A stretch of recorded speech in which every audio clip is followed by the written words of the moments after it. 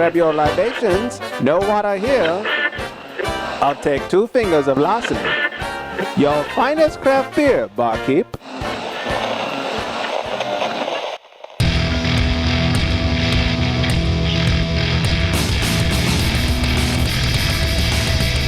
Cheers, everyone, and welcome to the Unfiltered Gentleman. No matter how you take your hooch, we've got something ice cold and on tap.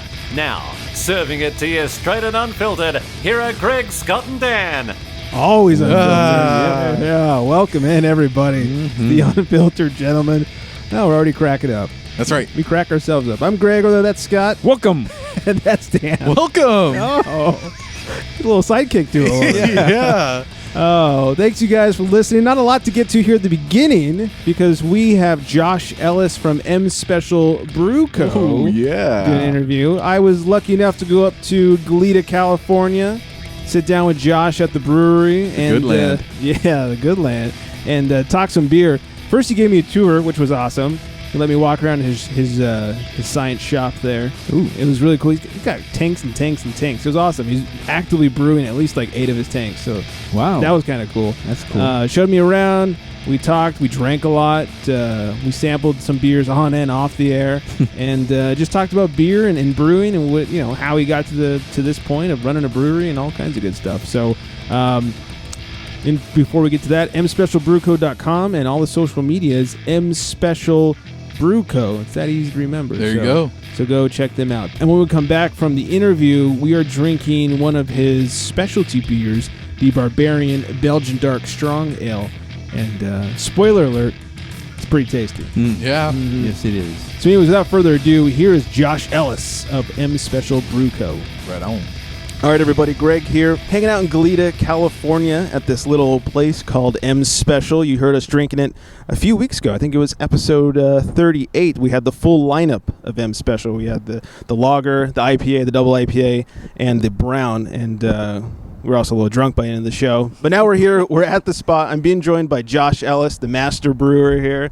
Josh, thanks for joining me, man. Absolutely. Thanks for having me. Yeah, thanks for the tour. Your factory, your Wonka factory is pretty awesome. Yeah. It was cool to see, I do a little home brewing. It's cool to see on a much bigger scale. You've got stuff fermenting and the bubbles are going crazy, and it's a fun process to watch when you kind of know what's happening, but on a much bigger than I could ever imagine scale. Yeah. So very cool. So let me just get into some questions. Sure.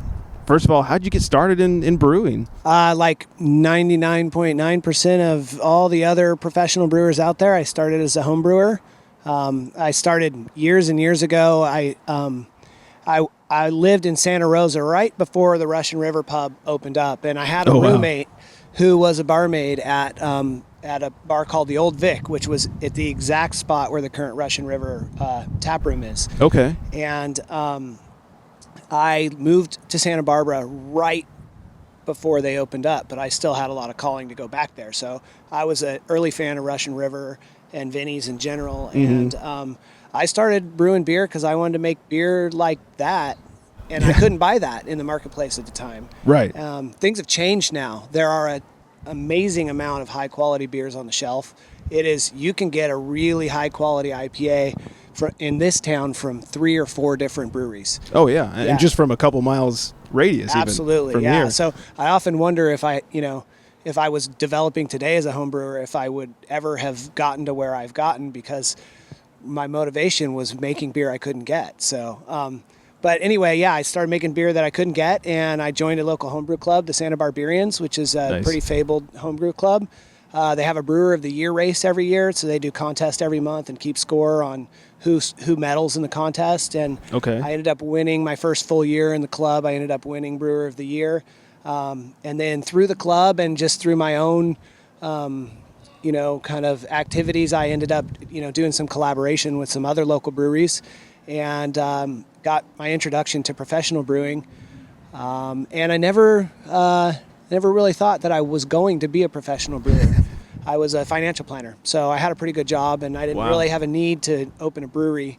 But I had some partners approach me, and I'm the one who knows how to make beer. We've got a partner with a background in distribution, 2 partners with a background in the entertainment industry and specifically commercial production, so they know how to brand and market things. Yeah.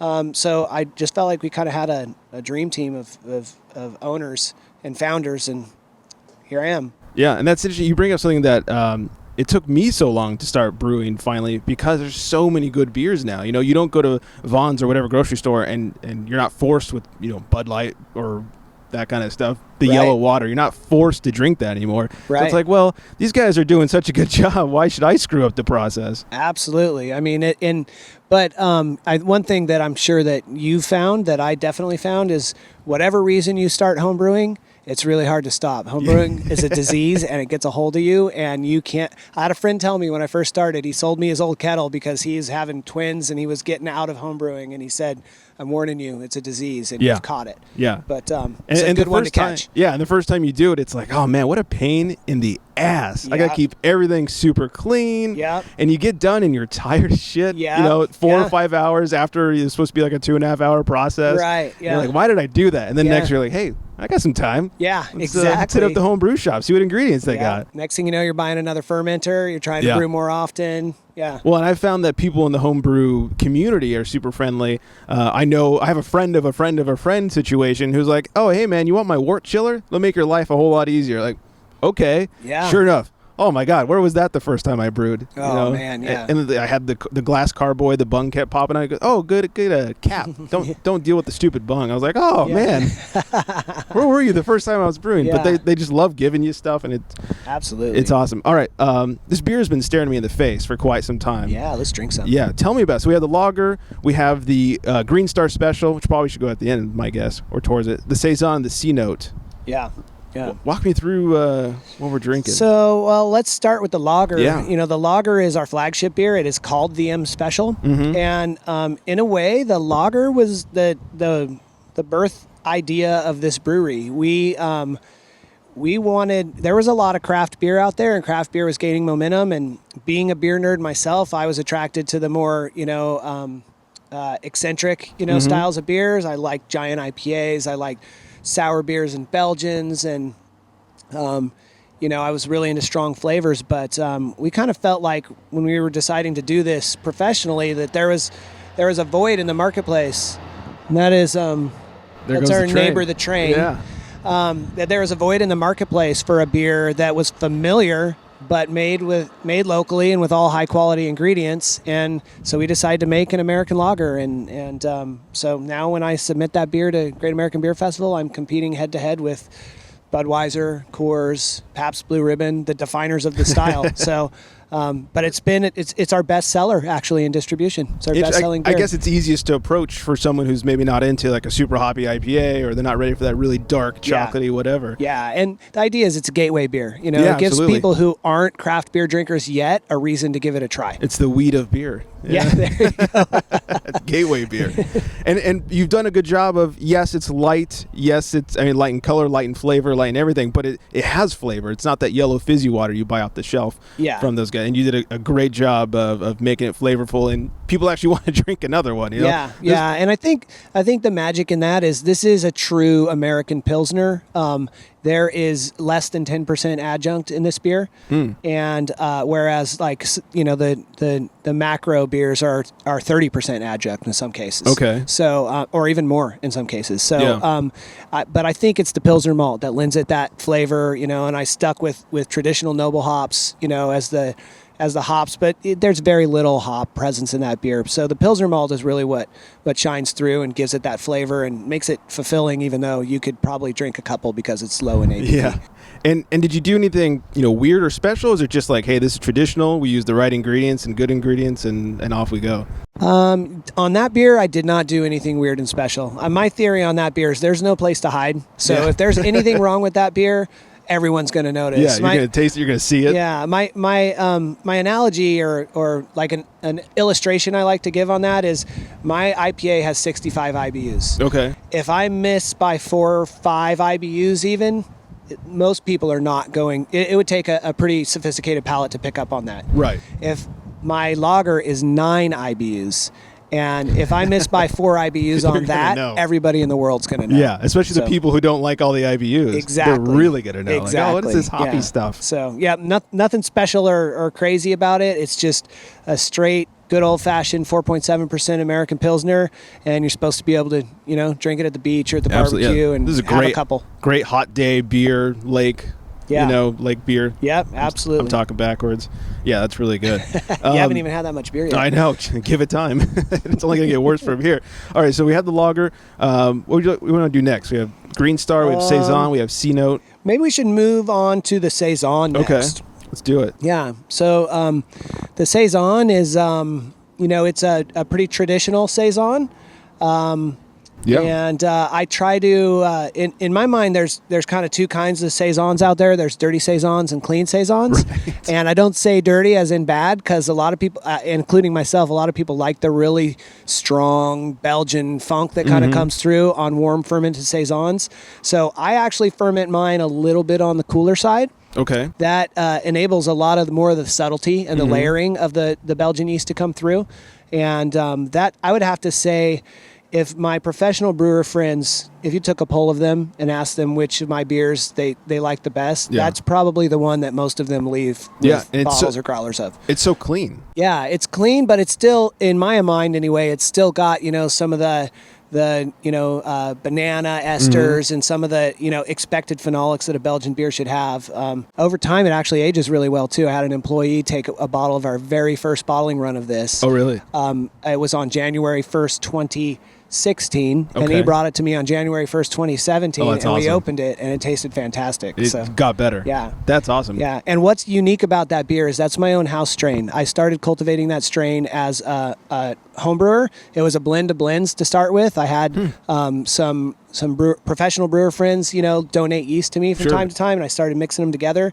And that was probably, 4 or 5 years ago, and I just kept cultivating it at home and harvesting it at home, and banking it, and I would plate it and make sure that I was getting good, clean colonies of it. And I wasn't sure it was going to scale up when we opened the brewery, but it turns out it scaled up really well, and I've used nothing but that yeast for the Saison since the day we opened. And one of the things I like best about it is you do get a little bit of that banana that you expect, but it's not super funky sweat sock on the end that they can be. Yeah. I'm usually not a big fan of those ones. So yeah.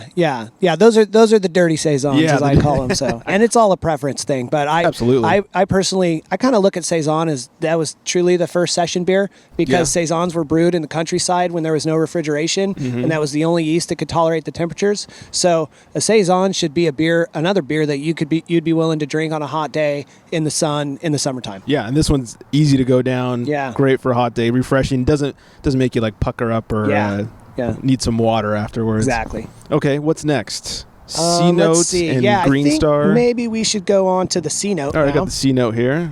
So the C-Note was my 100th batch of beer at the brewery. Oh, nice. Hence the name, yeah. And my inclination as a brewer for my 100th batch is always to go back to my roots. It was double IPAs that made me start brewing in the first place. So I was like, 100 batch of beer, I got to go with a giant IPA. Then I came out to the tap room and I looked at the list we had on the wall, and I saw 8 beers over 8.5%. And I decided maybe I needed something that was at the other end of the spectrum. So I guess if you have to classify it, you'd classify it as a session IPA. Okay. It's 4.5%. Although the IBUs do not calculate out to enough to really be a session IPA, in my opinion. But I dry hopped it at a rate bigger than I dry hopped my Imperial IPA. So I made a 4.5% easy drinking. It's a single malt beer. It's all 2-row. Okay. And then for hops, we just put a metric shit ton. I can say that, right? Absolutely. I can say that on the internet. Is that legal? Yeah, there's no FCC. Yeah, a metric shit ton of dry hops in it. We used Mosaic, Citra, and El Dorado for the most part. Okay. And very popular right now. Yeah, that Mosaic Citra mix is kind of like, I hate to say it, but that's a crowd pleaser. Yeah, you can't go wrong. Yeah, absolutely. So, and I made that beer so that at the end of a long day of brewing, for me, I could come have a whole pint of a beer and still drive home. Right. And what are the IBUs on it? It calculates out to 22 IBUs. Really? Yeah. Wow. Nice and light. Yeah. Yeah, it won't give you a headache the next morning. No. I mean, depends on how much you drink. Well, I have had people tell me they've lost count, so. I can admit, it's pretty easy to go down. Yeah. Pretty light, too. Yeah. Not too shabby. I like this a lot. Finally, we have the Green Star. Yeah. The Green Star, I'm really excited about. That's, one of our newest additions to the lineup. and it is Green Star is actually a local coffee roaster here in Goleta. Oh, okay. And their owner Dan, Dan's last name is slipping my memory at the moment. But, Shout out to Dan. Yeah, shout out to Dan. Dan's a big beer fan, and we're big coffee fans. Yeah. You know, the expression that it takes a lot of good beer to make great wine, like I feel like it takes a lot of good coffee to make great beer. And we've been a fan of Dan's coffee for a long time, and we started talking to him about putting coffee in a beer, and Dan started talking to us about the different roasts he had, the different blends, like how it might interplay. He's kind of a mad scientist when it comes to the science of coffee, and he was able to give me some pretty solid advice on how to get that incredible coffee aroma and flavor into a beer without adding too much of the tannics or the bitterness that comes along with a strong coffee as well. And that's the trickiest thing, I think, in making a coffee beer, is that you already use hops in the base beer to balance it the way you want to balance it. But if you don't use the right coffee and you don't use the right process in making that beer, you're going to be adding more bitterness to that beer, and in my opinion, throwing it out of balance. So yeah, and it's not real bitter at all. No, it's not. We've definitely found the right blend. It's called Red's Blend, but we tried a lot of different blends and a lot of different beers actually. But what we settled on was the pale ale because I think it's just a really nice juxtaposition between like the dark, like rich aromas and flavors of coffee, and then this beautiful light colored ale that you have in a glass. It's 5.5%. Yeah. It's not over the top. There's not a lot of other noise around it. It's about profiling the coffee first and foremost. And so we've come back to making that beer, and we're going to start making it in a little bigger batches so it sticks around for a while. And it's nice because you take a sip and you get a little bit of the lager, a little bit of the beer, and then as it goes away, you're still left with some of that coffee flavor in your tongue. Absolutely. It's really nice. Yeah, and the aroma's amazing. I mean, somebody was holding a glass of it yesterday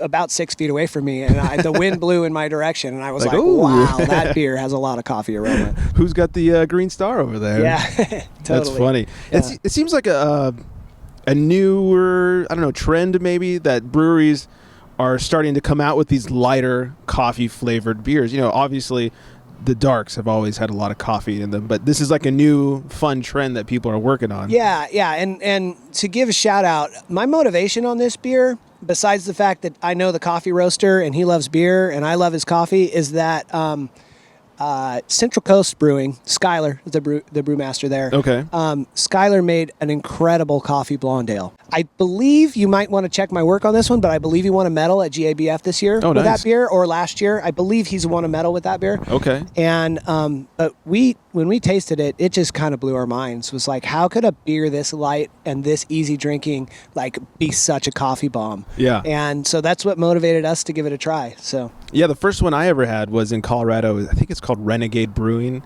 and they had this like coffee lager or coffee pill. I forget what specifically it was, and okay, I'll try that. That sounds weird. And holy crap, like that was amazing. I had never had anything like it. And now it's like one of my favorite new styles. You know, everybody's jumping on the sour train. Yeah. Anytime I find a good coffee pale like that is my jam. Yeah. So I agree. Yeah, I love it. Yeah. Love it. All right, so we've made our way through these. There's plenty more to try, but we'd be here all day talking about the flavors of beer. And since you guys at home probably can't be tasting them right now, that might not be fair. So I want to talk about your background. You started home brewing. I was doing some Googling and some stalking. And you've won some GABF medals. Actually, I've not won any GABF medals as of yet. Okay. I'm still waiting to break through.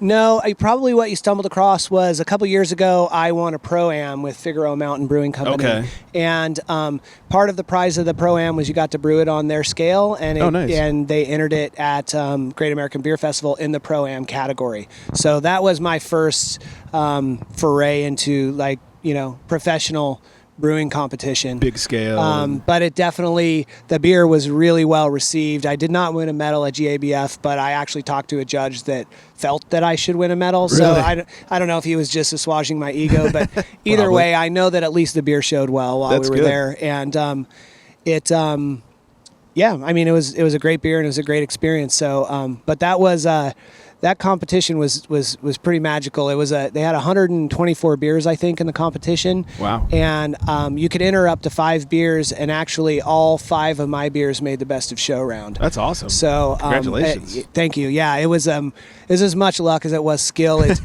when it comes to home brewing and competition, I feel like, in competition in general, all that means is you had the best beer in that competition on that day. Sure. And especially with homebrew, I have this theory is, when you make a good homebrew, if you get to the point where you think that beer is as good as it's ever going to be, you should drink it up. Yeah. Like, don't wait for it to not be its best. Yeah. Just drink it up, bring your buddies over and have at it.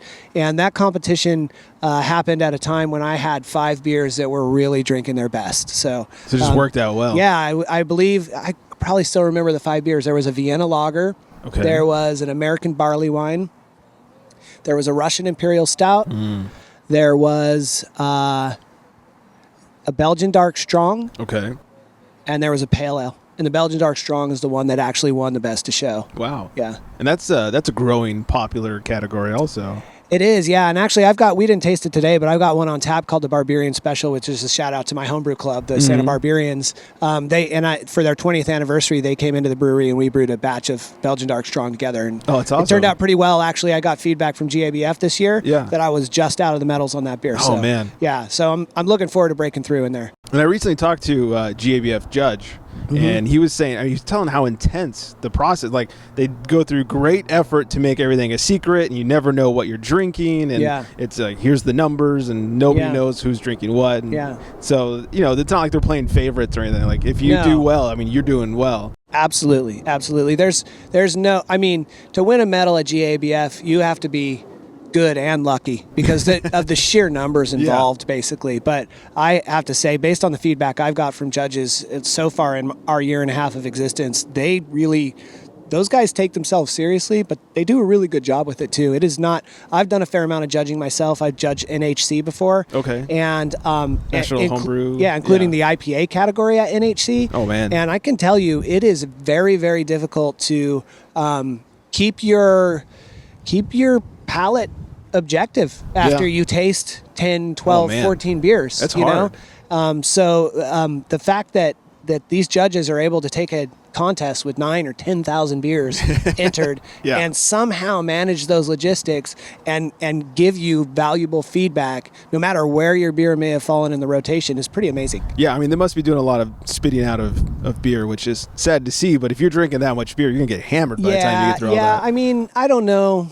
Yeah, I actually don't know a lot of judges that actually spit out a lot of beer. They just that means beer number 10 got a better score than beer number 1. They take small sips. There's some talk about recency bias and primacy bias, which would primacy would be the first beer in a flight tends to score better, and the last beer in a flight tends to score better. Yeah. But in general, those guys and girls are really good with what they're doing. Yeah. And in fact, shout out to the women because some of the best palates I know of are women. Yeah, well, the person I was talking to, his wife is also a judge, and she talks about how she likes, likes to judge categories that she's not a huge fan of because she's able to be more discerning. If she loves IPAs, well, it's like, I love them all, they're IPAs, but she'll go after some of the categories not a huge fan of, and she's very able to, not drink a bunch of it and be, very objective about it. And so it's very interesting. And I concur with that. I did that same NHC where I judged the IPA category. I also judged the light lager category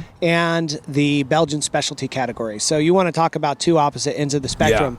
But I was amazed in both categories at the quality of beer that was coming through. Homebrewers are making some of the best beer in the world right now. And it's easier to get all the ingredients now with the interwebs. It's a renaissance for homebrewing. Yeah, it really is. It's really awesome. Yeah. What sparked your passion for brewing and craft beer? Where did this all start? I've just always loved beer. I was the guy, I went to college in the mid 90s, I guess, and I was always the guy while, my friends would buy a keg of Natty Ice. I had a keg of Sierra Nevada squirreled away in my room, and that was special back then. That was very special. In those days, in this marketplace, I legitimately only had 2 craft beer options. And I probably could have found other beer, but it was very hard to buy it by the keg. So the only kegs I could get were Sierra Nevada or Firestone Walker Double Barrel Ale. those were my two good options. especially DBA. And that was my world back then. I would just rotate through those two beers because I liked good beer. Right. I was not interested in drinking the same mass-produced stuff that everybody else. Absolutely. Everybody else was trying to get drunk and save money, and I wanted to drink good beer. So I'd rather have 2 DBAs over 10 Natty Ices. I've always felt the same way. Yeah. That and I've had a couple formative people in my life that are big beer fans, and my wife's grandfather was a captain in the Navy, and he actually from I believe it was called Beecher Aircraft, which went on to become McDonnell Douglas, which went on to become something else. Yeah. He was a fighter pilot. That's awesome. He did a lot of test piloting stuff, and they actually gave him a kegerator one year and a yard of beer to Captain Carl Van Meter. And he passed away about 12 years ago, but he left me his kegerator and his yard of beer. And he was a big influence on me because my father-in-law is a big wine guy. So whenever there would be family gatherings, my father-in-law would bring out very good wines, actually. But Carl would pull me aside and say, "Hey, I brought this beer. You want to go drink it?" So go hide in another room and drink the good stuff. Yeah. So there's not one event that sparked my passion, but just more a culture of beer drinking. Absolutely. Yeah. Let's talk about M Special. Sure. Where we're at, where you're working. The name. Where does the name come from? So there are 5 partners. 2 of them are brothers. Okay. And their last name is Malloy. Oh, there you go. They're the ones who have a background in the entertainment industry. And one of them is Emmett Malloy, and he is co-owner of Brushfire Records along with Jack Johnson. Oh, wow. And then together they have their production company where they have done they've done films, they've done a lot of short film work for HBO. They've done some series, I believe, for HBO. And a lot of big time commercials that probably everybody listening to this have seen. Right. But their grandfather had a race car that raced at the Indy 500 one year, and That's it was awesome. called the Malloy Special, and people just shortened it to the M Special. So essentially the name is an homage to family. Every one of us are married, every one of us are fathers, and every one of us have a story like the one I just told about my wife's grandfather, who somebody in their family led them to become a beer drinker. Right. And so that's where the name came from, and that's what it's about. That's awesome. And you guys have some great marketing. Like all your logos and the names. I mean, they're really awesome. You know what's funny is I think some people think we have a marketing department, but we really don't. We just have a couple creative people in ownership that really put their heart and soul into what we're doing here. And, my end of the bargain is to make good beer and make it consistently. And their end of the bargain is to do all of this branding and this stuff that I think really pops. And I see people wearing hats and pullovers and stuff all over town. And my daughter sees it and she's so proud. She's like, "That's my daddy's brewery." Right. But they've done a really good job with it. Yeah, it's really cool. We brushed on your homebrew experience. What was your first homebrew? What'd you brew first? My first homebrew was a Galaxy Pale Ale, which it kind of blows my mind because I don't understand how it could have been possible because I don't think Galaxy as a hop existed back then, but it must have because I bought a kit from More Beer and I brewed a Galaxy Pale Ale, and it was supposed to be, actually it was a Galaxy Extra Pale Ale. Oh. So it was an all extract batch. Right. I scorched the extract. Nice, yeah. And my Extra Pale Ale was deep, dark brown. But the beer actually tasted pretty good. That's good. And so me and my buddies drank it. And of course, I'm, being a perfectionist, I was bound and determined, not to be finished on that note. So I literally, the day after we put that into a keg and started drinking it, I bought another carboy and brewed my next batch of beer. And my next batch of beer was a double IPA. Nice. And it turned out fantastic. Not scorched. Not scorched at all. Yeah. So you were 4 batches in. I went to all grain brewing and then never really looked back. I'm a couple batches in, and I'm already looking into all grain, and I'm sure I'll be there soon. Yeah. It's fun to have your own ingredients, and the extracts are awesome. It's easy. It's great to learn on, but of course, we all want to be fancy. We've caught the bug, and and I mean, I think if there's a common thread between all brewers, it's that we all have a little bit of inner control freak. Yes. And if you have that, then that's one more thing you get to control. Yeah, if you use grain. Ask the other guys on the show. I'm a control freak. And so what was your first production beer here that you brewed? The first beer that I brewed was a blonde ale. And I think that's pretty typical for a lot of brand new breweries. You want to brew something, they call it a seasoning batch. You want to brew something you can dump if you have to, basically. So it doesn't take a tremendous amount of resources. So I brewed a Centennial Blonde Ale, and I didn't have to dump it. I actually did 2 different versions of it. The biggest adjustment I had to make was my utilization, my hop utilization. Okay. The more volume you boil in, the higher your hop utilization is. Sure. So when you're figuring out how many IBUs you're going to lend to your beer, you have to take volume into account. And with mine, I way overshot the IBUs on the first blonde. So it was a very hoppy blonde ale. And then I dry hopped it pretty aggressively too. We just called it a hoppy blonde. Nice. But by the second batch, I was able to get the IBUs, the utilization pretty well dialed. And then I was ready to start making the portfolio beers, the ones that were going to have our name on it and end up out at market. So nice. How much creative control do you have over the recipes and the flavors? 100%. That's awesome. Yeah. That's kind of rare, unless you're like the owner operator. If you're the guy, but to have partners, it's kind of rare to have 100% control. It is rare, and I think one of the, I think the best part about our partnership is that everybody's got their job, and everybody's really good at their job, and there's no need for people to get up in other people's business, because the fact is, I don't know how to sell or distribute beer as well as my partner that does it. Yeah. I definitely couldn't do any of this like branding and stuff that those partners take care of. So, but what I can do is I can make really good beer. Right. And if you don't tell me how to do it, then it's going to work out great. Right. I won't screw up your stuff. You don't screw up my stuff. Exactly. We'll all be good. There's a lot of breweries in the area that are starting to pop up. I mean, Fig Mountain's not too far away. Hollister Brew Co., Draftsman. Is it kind of like a really cool, tight-knit community, or is it like we got to beat those guys? It is a really cool, tight-knit community, but there's also friendly competition. And it is friendly. We all support each other. When one of us needs a bag of specialty malt and is out of it, there's a text that goes out, and every brewer in town is on that text thread. And if anybody's got it, they speak up right away, and we help each other. That's awesome. There's definitely a camaraderie and just a natural collaboration that goes along with all of these other breweries. And also, by the same token, you want to sell as much of your own beer as you possibly can. So, and not only that, every one of us has a background in homebrewing. Every one of us has entered competitions. Every one of us wants to make the best beer. Right. So it's about the beer. It's a really healthy. It's really healthy for beer drinkers. It's a renaissance for beer drinkers as well. Yeah. They're just popping up everywhere. Yeah. And if you suck, you're not gonna last. I believe that's true. Yeah. I believe that's true. You guys have been here for about a year and some change at this point, right? Yeah, about a year and a half, actually. Yeah. What sets M Special apart from some of the other guys? Sell yourself a little. We don't take ourselves too seriously. Beer is a working class pursuit. It always has been. And it doesn't have to be wine. We can...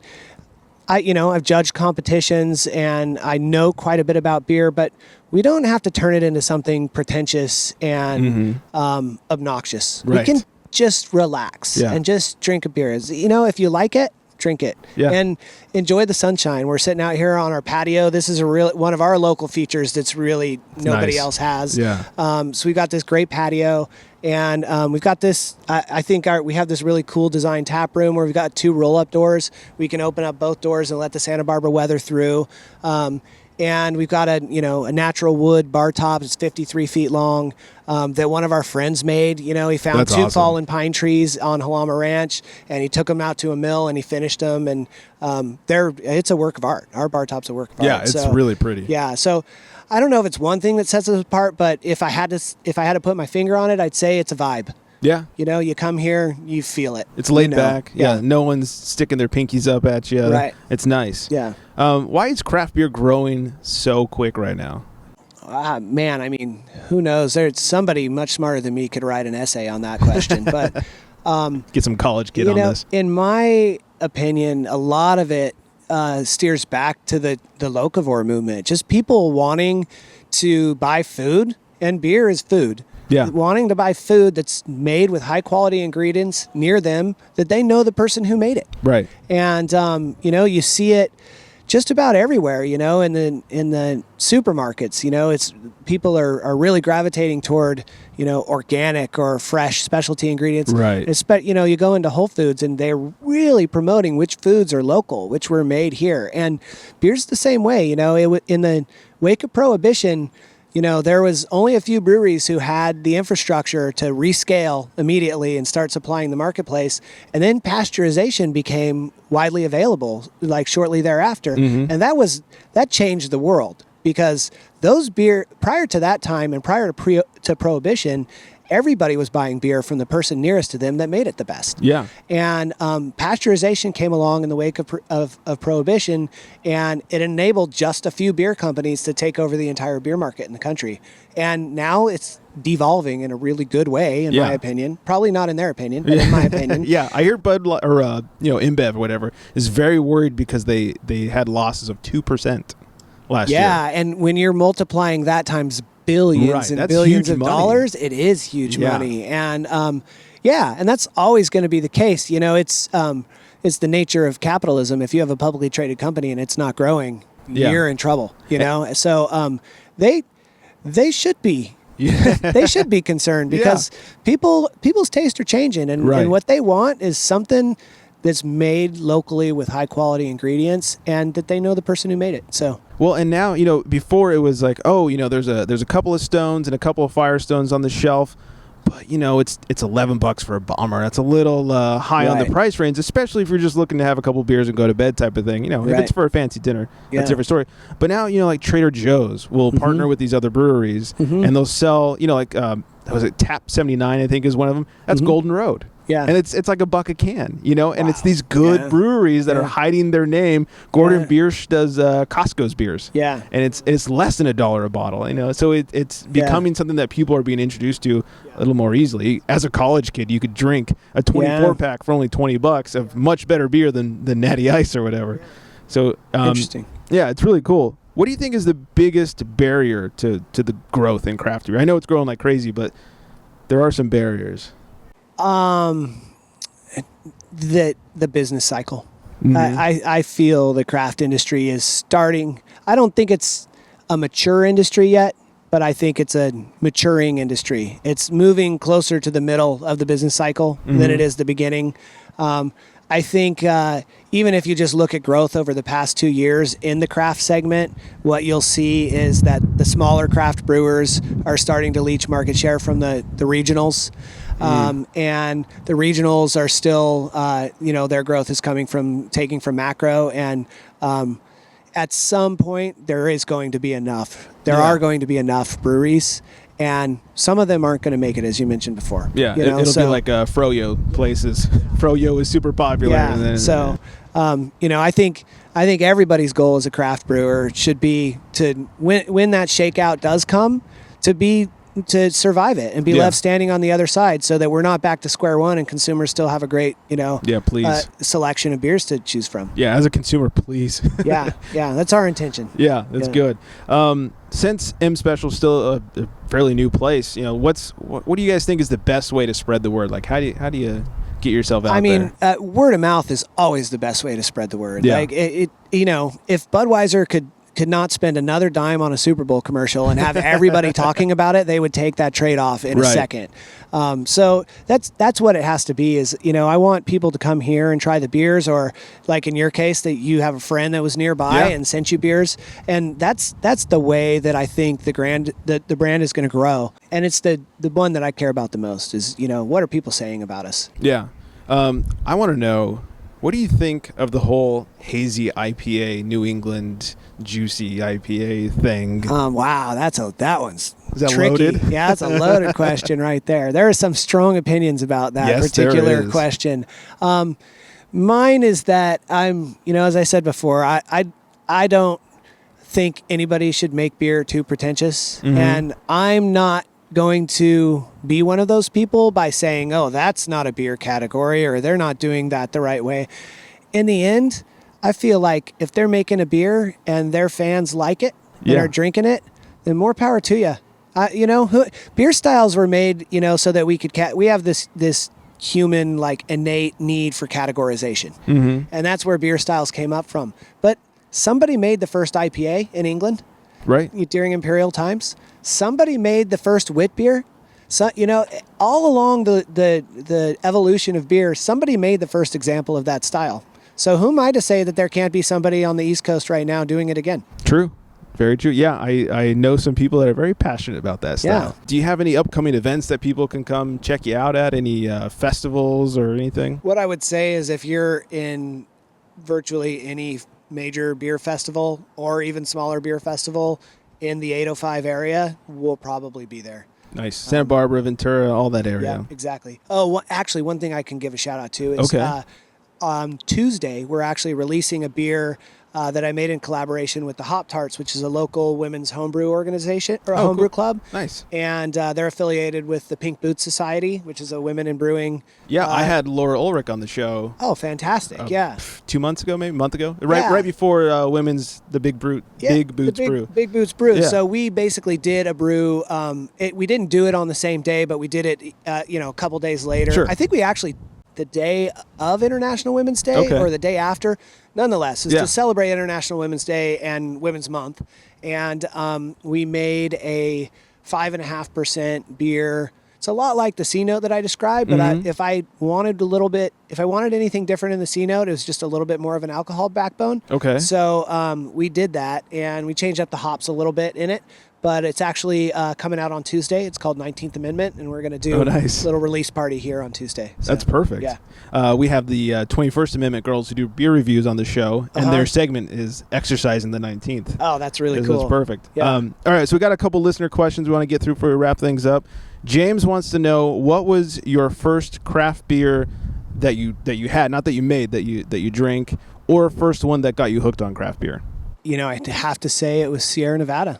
Before Sierra Nevada came along, my only options I feel like were imports or macro-produced beer.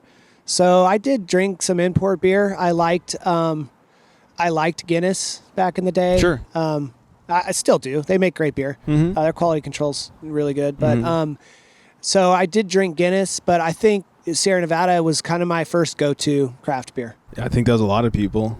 Sierra Nevada, Fat Tire was kind of a and big that might one. be a little regional too. You know, I did grow up in the Bay Area, so I'm surprised it wasn't Anchor Steam. But that's true. It was San Sierra Francisco. Nevada. So nice. Ashley wants to know, pick your favorite beer, I guess today here at M Special, and then what's the best food to have with it? Oh, okay. Good question, Ashley.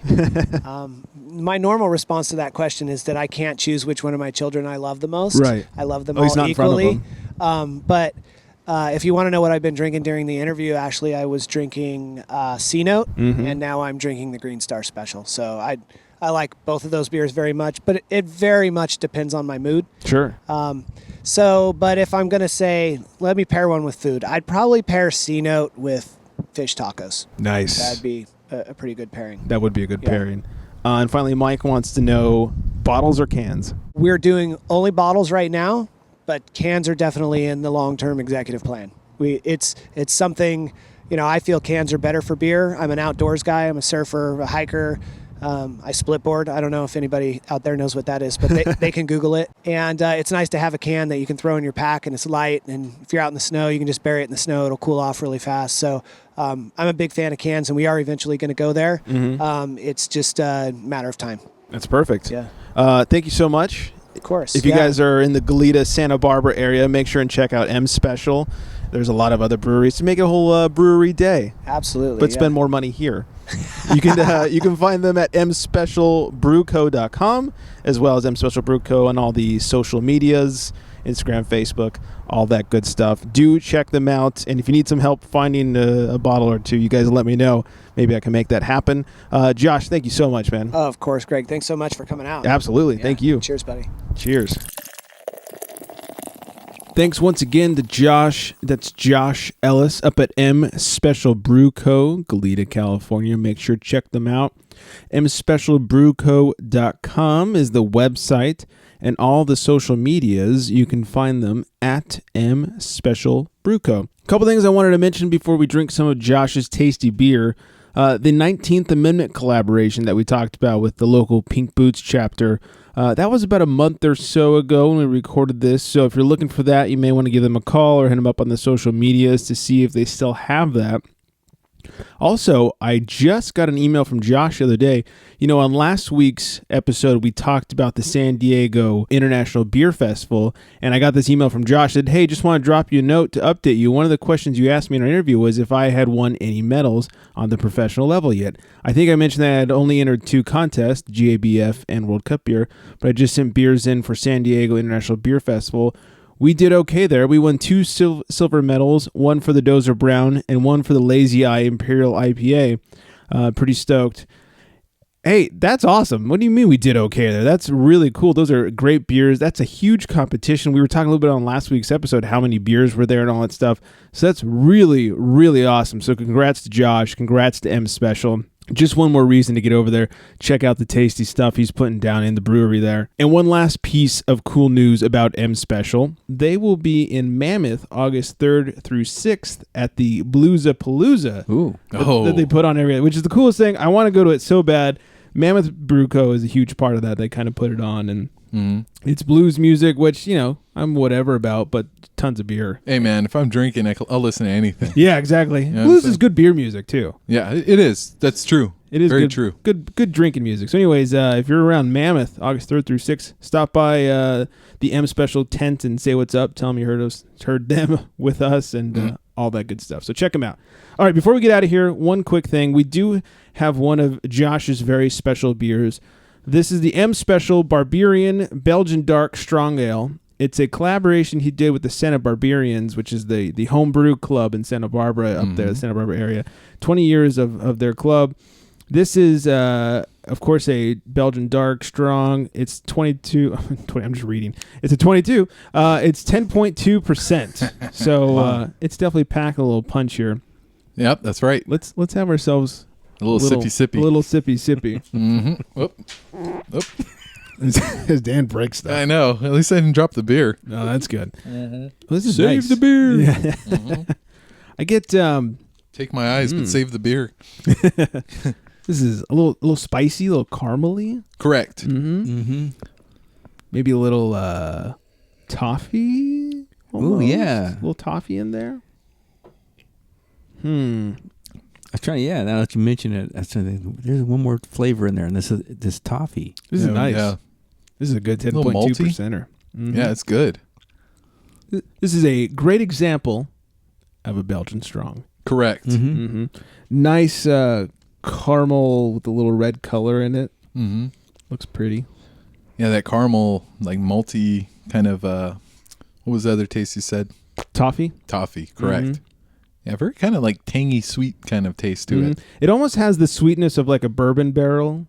Oh, yeah, correct. That kind of sweetness. Yeah, like it reminds me of, let me take another sip here Yeah, please. before I make a comparison. Sip away. We don't want blind comparisons. Like, have you ever tried the Jeremiah Red from BJ's? Like 20 years ago. Well, it kind of has like that, like the sweet taste like that has. I understand it's a red, but I mean, even looking at this, Has like, a lot of reds to it. correct. In the visual. Yeah, and I know it's not a red, but it kind of even looks like one. But you could fool me into tasting it, and I could say, hey, it's got that little sweet flavor to it. So You could fool me to taste it any day. Please. just start saying shit. Yeah. A little wood taste to it. What? Let me try that. Yeah. Try that again. Anyways, all right. That was very nice. This is one of their specialty beers that Josh was very nice enough to hook me up with. So I hope you all enjoyed it. Oh, very good. Yeah. Quite Excellent. tasty indeed. All right. That's all from us. I hope you guys enjoyed the interview. Make sure if you're in the Santa Barbara Goleta area, you hit up M Special. They're doing good stuff. They have a cool brewery too. It's a Really? nice space, a nice outdoor area as well. Right And, on. If you do stop by, let them know you heard about them here, and drop our names and all that good stuff. Don't forget to check them out. MSpecialBrewCo.com is the website. Our website, theunfilteredgentleman.com. Our social medias, The Unfiltered Gentleman, except for Twitter, @UnfilteredGents, because it was too long. And don't forget, 805-538-BEER, it's 2337, is where you do all the drunk dial-in. Yes. Drunk dial us, please. Yeah. Do it. Maybe you're drunk up at M Special. Yeah, You're drunk maybe. trying to say M Special. Yeah. And then hashtag show us your beers. Yes. Yeah, there Hashtag you show go. us your beers. Show us all those beers. We want to see what you're drinking. That's right. Unfiltered. Of course. All right. That's it for us. Everybody out there, stay hydrated. And on that note, good night, everybody.